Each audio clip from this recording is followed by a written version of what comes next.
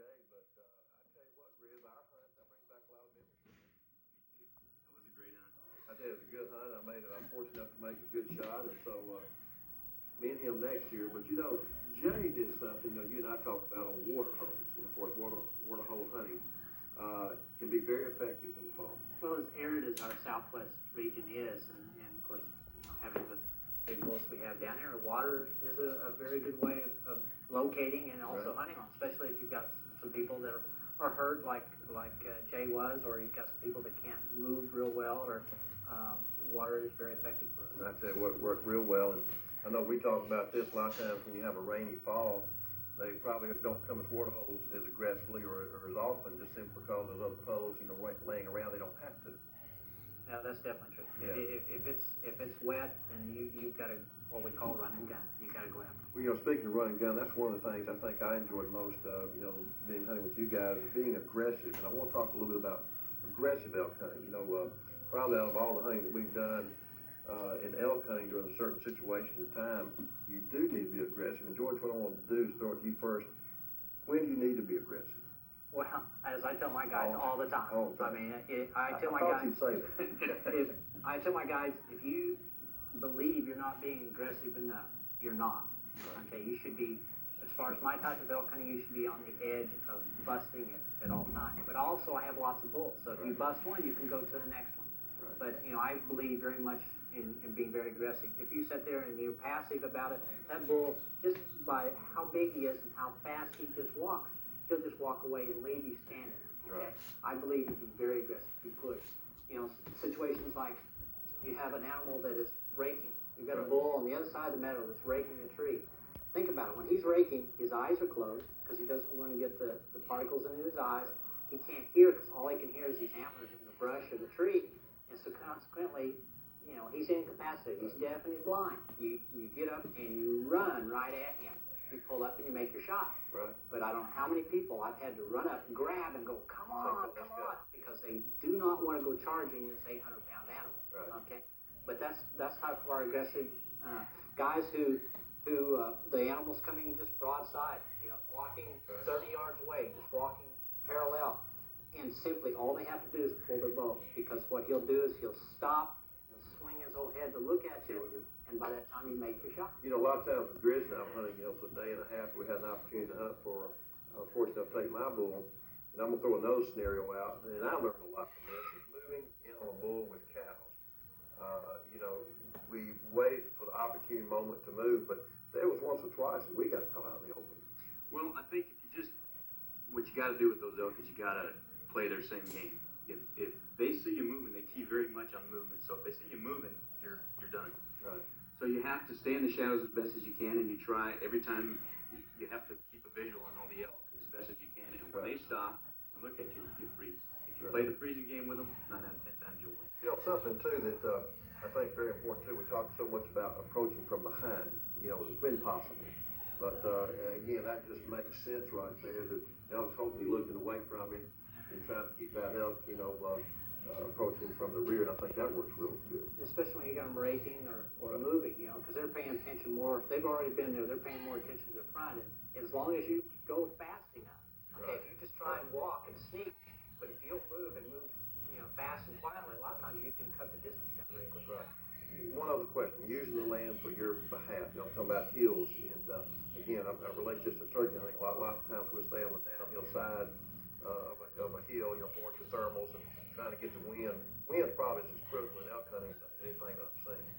Keeping the wind to your face as you're moving, but using the land to your behalf works extremely well too, for staying just up under dips and rises. Absolutely.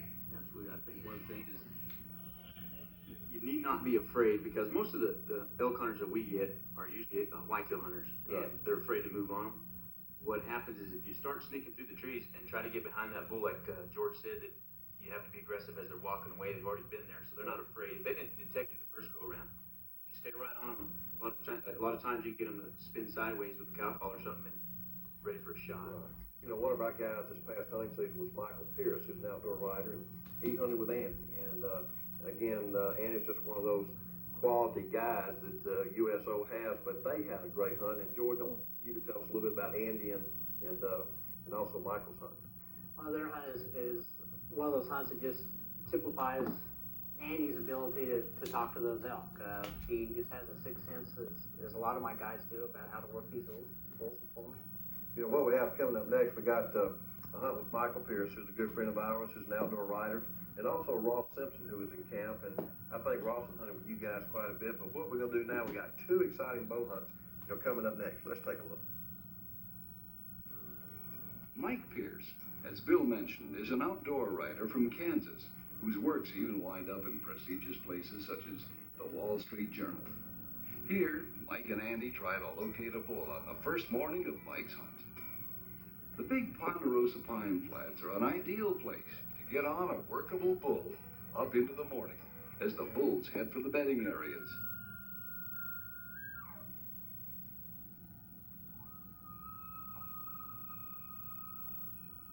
Mike and Andy get a response immediately. Andy checks the wind so a plan can be put into place.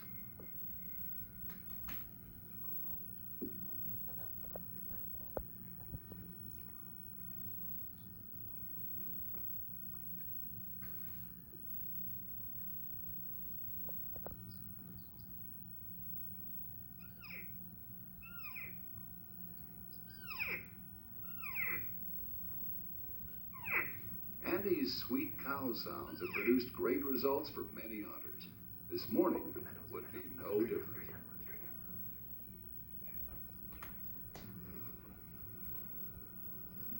A handsome 5x5 looking for some company ventures in.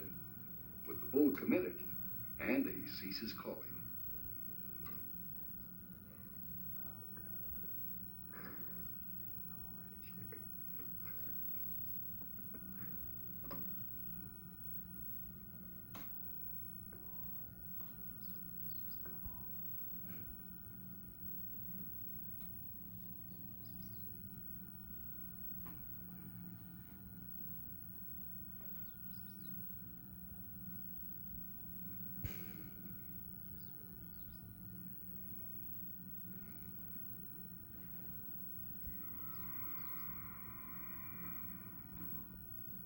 The herd bull bugles in the background, making this satellite bull a little nervous.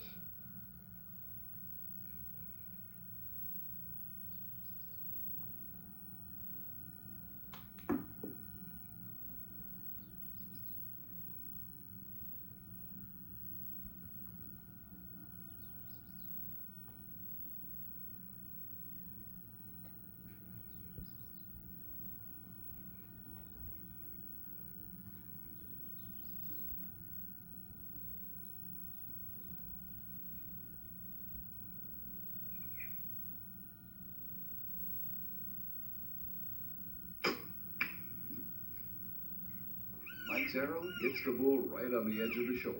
However, there was enough penetration for a lethal hit. Behind the leg, not dark away from the body.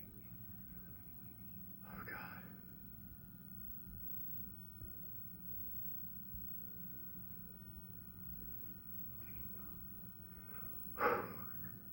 He's down. All right. Congratulations, Mr. Pierce.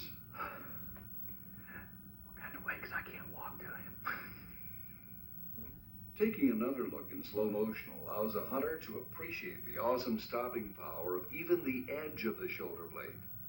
Fortunately, the arrow placement was far enough back to get the job done.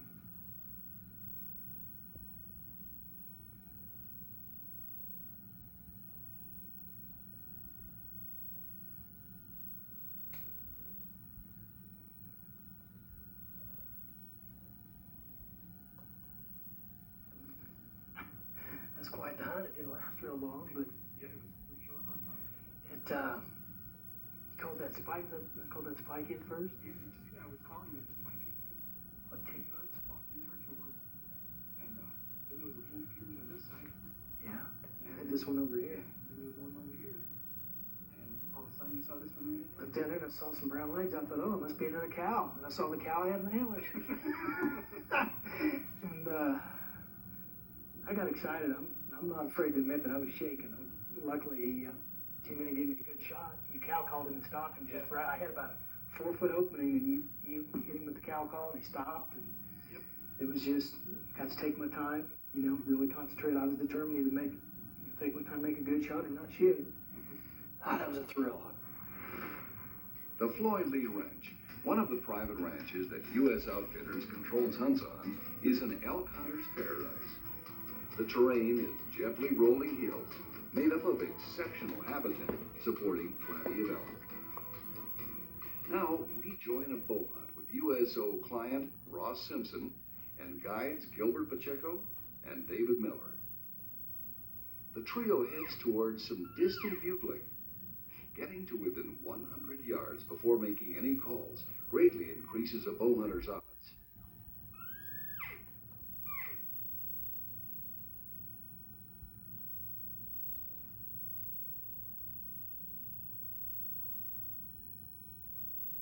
Ross can see elk up through the brush. Meanwhile, David begins thrashing a limb against a tree and bush. This is a familiar sound to the elk, and sometimes will attract a bull who's coming to run off any unwelcome intruder.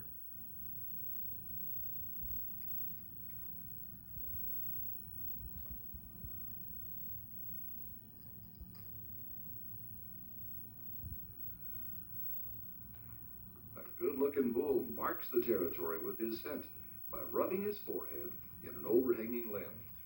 Also, any chance to shred something with his horns boosts a bull's ego.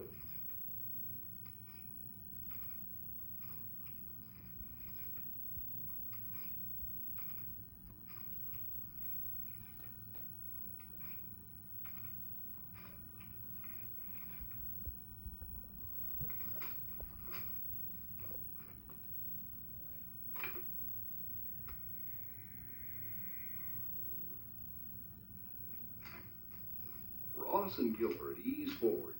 The bull is only 30 yards away, but on the other side of some brush.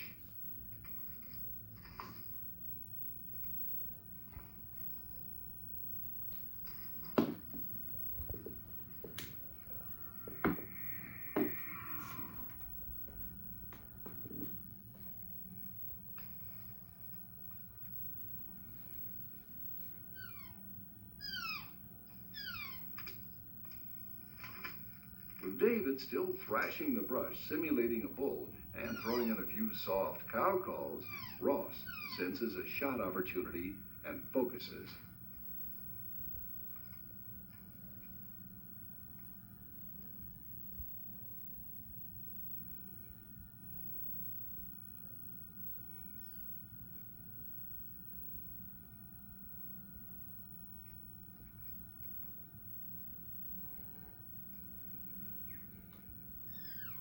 At a mere 20 yards, Ross settles his pin on the chest cavity.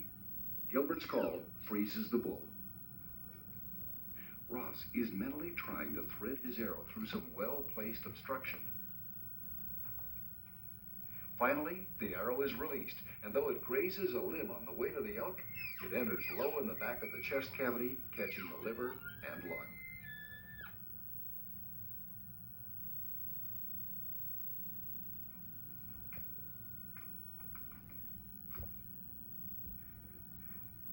Watch closely. You'll notice the arrow hit the overhanging limb, altering the flight path.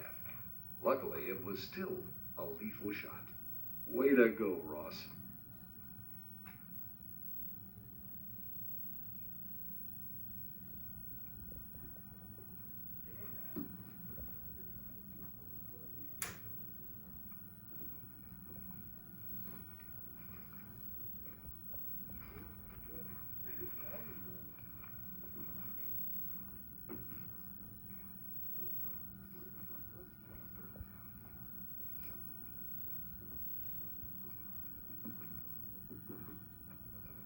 What a beautiful trophy.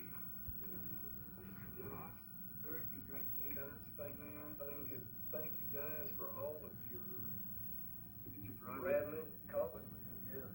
Let's catch up with Wayne Carlton for this monster bull hunting tip. I think we've all made the mistake of calling a little bit too much when trying to call critters in close. If you have to call a little bit too much and that elk's coming in and he's right there, you don't have that shot, may even be only 15 yards away and he's looking straight at you or trying to find out where that sound came from, what do? The best thing to do is absolutely nothing. Just hold your ground, don't move, don't budge, don't call, don't try to pull your bow back, don't do anything. Let that animal dictate to you what you're going to do. And the way they do that is they'll either, when they turn the leaves, they'll either turn real slow and you can draw and get a shot, or maybe they'll just whirl to run because they're nervous, they don't see what was making the sound, so they're trying to get away from that area. They're just spooky. And whatever you use to call that animal in, use that same call to stop it. If it's a diaphragm, just